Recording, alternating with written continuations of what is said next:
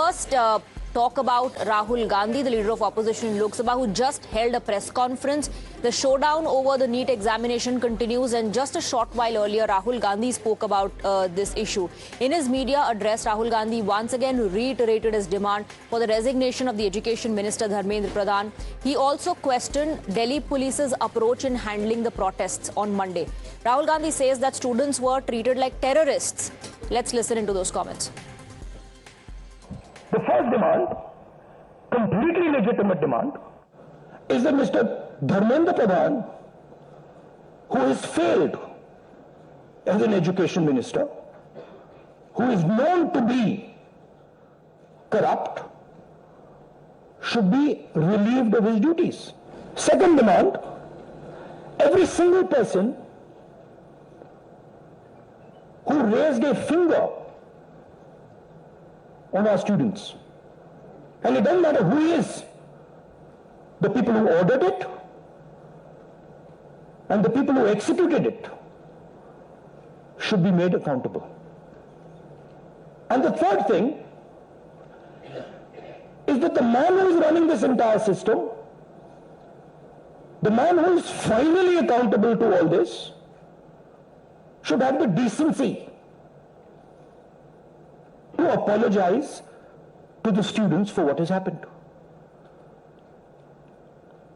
These are not complicated things, these are not difficult things. Question is, why is this happening to our students? What exactly have our students done? Thousands and thousands of students, what have they done to have security forces aiming weapons at them, to be beaten up, to be thrashed, to be humiliated? What have they done? What have they done wrong? They're protesting peacefully. They're asking for their demands. They're asking for what this country owes them. So Rahul Gandhi has upped the ante against the government. Let me go across to my colleague Mohit Bhatt, who's joining us on the broadcast with more details. Mohit, Rahul Gandhi's presser started with a set of visuals that were played out behind him on the screens, where one could see the students, the protesters being beaten up, being thrashed. Rahul Gandhi referred to those visuals and said, is this how our students should be treated? They are not terrorists. Rahul Gandhi is upping the ante, saying that the Prime Minister is not even apologizing. Of Rahul Gandhi and the Congress party, and it seems that they have got the ammunition to corner the government on this particular issue.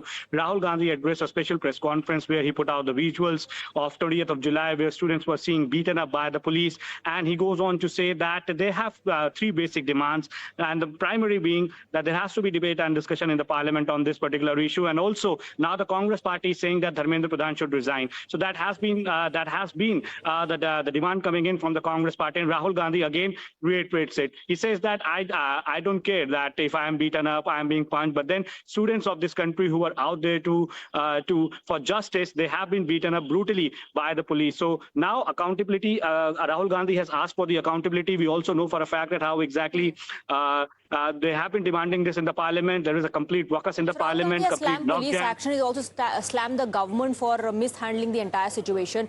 Mohit, thank you for getting us the details. And now joining me live on the broadcast is Congress MP Karti Chidambaram. Thank you very much for joining us, Mr. Chidambaram. My first question to you is that the opposition wants discussion to take place on this issue. The government says we are ready to discuss every important issue, including this one, in the parliament. So why do we still see a deadlock? Why is sloganeering still continuing? And then you have adjournments after adjournments. What is stopping the opposition and the government from discussing this issue in the parliament?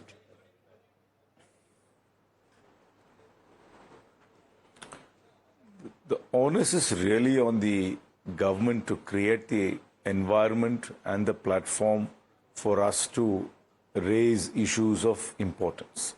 We've been saying this from day one. They stonewalled us for 2 days and have sort of relented in the third day today. But there seems to be a disagreement with the floor leaders on under what rule this discussion would take place, because parliamentary discussions are governed by certain protocols. I think I'm given to believe that leaders of the opposition are not very comfortable if Mr. Pradhan is the principal person who is going to reply on behalf of the government. We believe that it will be befitting if the Prime Minister replies. And of course, the opposition has also been asking to fix accountability. And if you have to fix accountability for this fiasco of these consistent and regular paper leaks, there has to be, somebody has to take the fall. And the minister is not being held accountable, the secretary is not being held accountable, and the NTA is not being held accountable. All we want is accountability to be fixed. This is the style of this government. Whenever many things go wrong, nobody is held accountable. We've had numerous rail accidents, and signal men have been held accountable, and they've been fired from their jobs. We had a huge terrorist strike in Kashmir, in Pahalgam.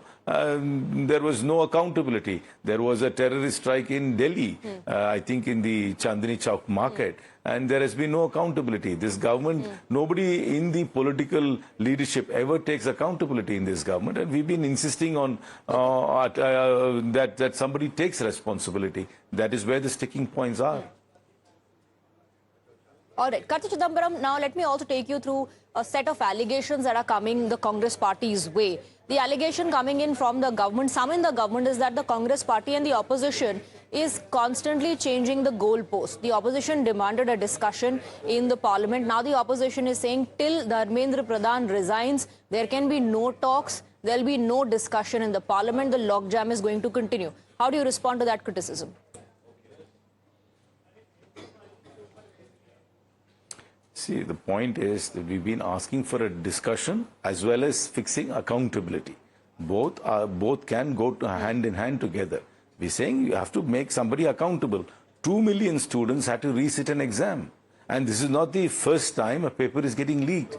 Ever so often we are hearing reports of paper being leaked. If the entire integrity of the examination system is suspect, somebody must be responsible, and the government must say, yes, these have been systemic faults, so-and-so was responsible for running these systems, we are replacing them with other people. Is this government so bereft of talent that they can't replace one minister with somebody else? And of course, on the discussion point, as I told you, there seems to be a difference of opinion among the floor leaders on under what rules this discussion must take place. Because parliamentary discussions are governed by a certain set of protocols. Now, you're saying that you want accountability to be fixed, and I'm also sure that you're aware of the kind of statements that are coming in from the others in the opposition. And I'm here specifically talking about the Aam Aadmi Party that feels that there's some sort of a nexus, some sort of an arrangement, and they went to the extent of making a bizarre remark saying it's the BJP that ensured Rahul Gandhi protests outside the Prime Minister's residence, and the Congress party suddenly woke up and realized that they're going to miss the bus, the most important issue. So let's not waste time and launch a protest of our own.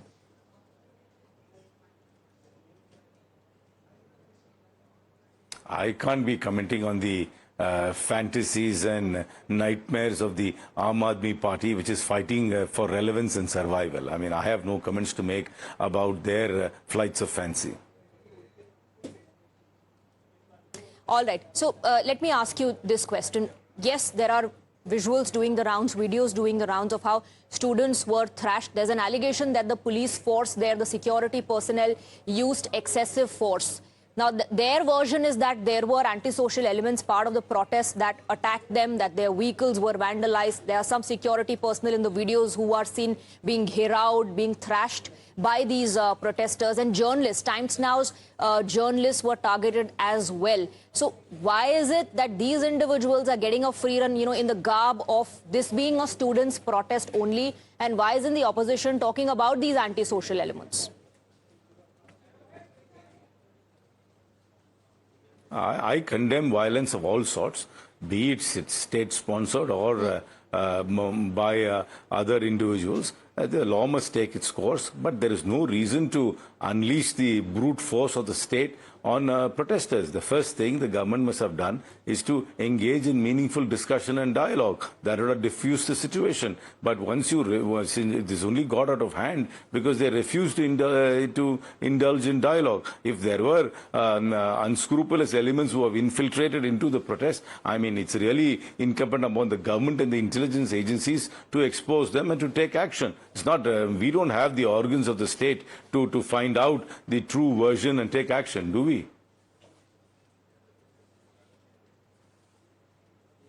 Let me ask you this one last question. Are you saying that you doubt the government's intention? Are you saying that even if the government is assuring that there'll be a dialogue or discussion in the House, do you believe nothing is going to come of it? That's why the opposition wants the resignation first and the issue to be discussed later?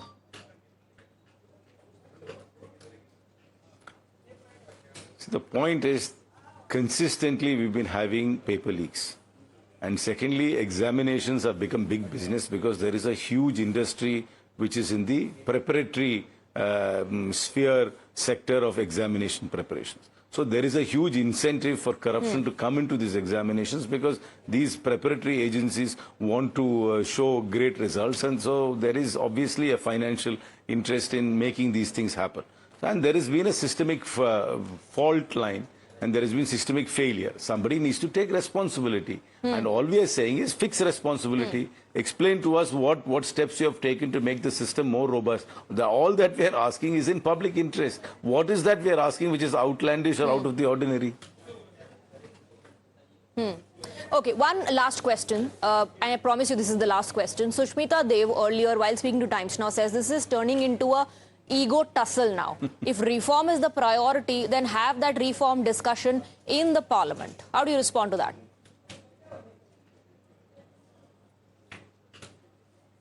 Reform and accountability. Both can go hand in hand and both must happen. You can't have a political system, an administrative system without accountability. Accountability must be there and reform must also be there. All right, so the opposition says that reform is important, but accountability needs to be fixed. Mr. Chidambaram, thank you very much for speaking with us. That was Congress MP Karti Chidambaram responding to the questions. Thank you for taking all the questions. We have some breaking